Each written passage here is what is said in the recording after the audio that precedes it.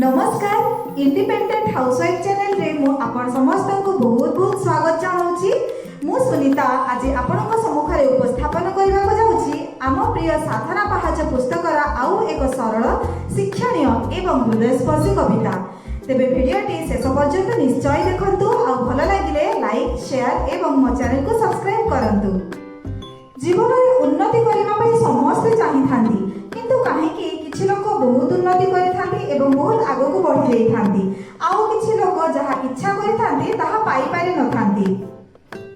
प्रथमतः निजर मन बा इच्छा शक्ति ही दायी। अलसुआ मन कार्य को आज करी काली करी भावी निजक ठकी चली थाए जहाँ फल कि से निजर लक्ष्य स्थल में पहुंची पारि न थाए। मन को आयत्त रखी दृढ़ निष्ठार सहित कार्य कले जन निश्चय निजर लक्ष्य स्थल में पहुंची पारिबो।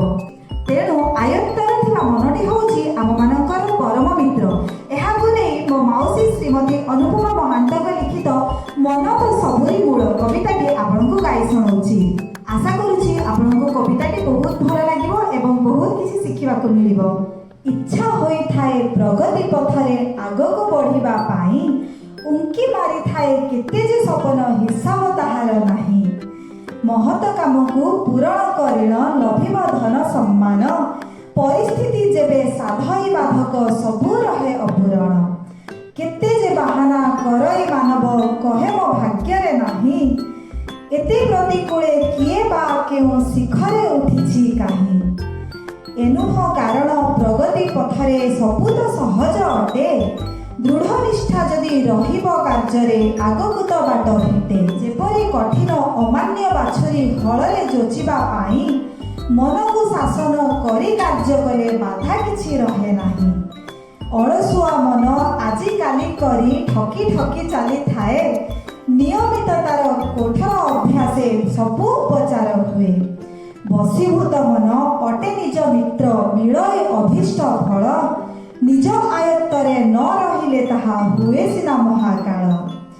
सबुज सतेज सदा रहे तरु मूले ढालुथिले जल प्रगति विभूति मिली थाए परा मन तो सबुरी मूल।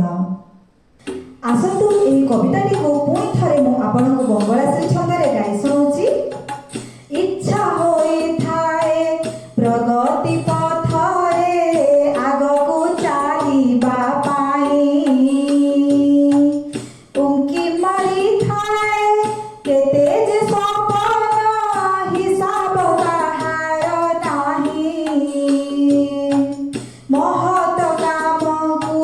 पूरण करिण लभिब धन सम्मान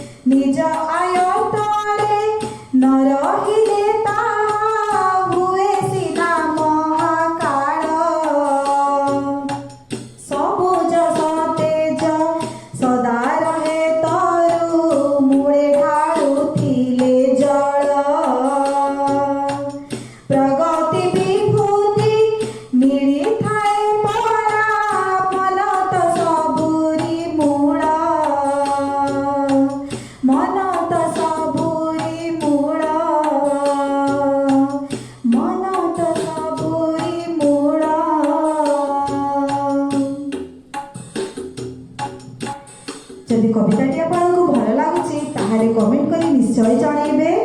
धन्यवाद।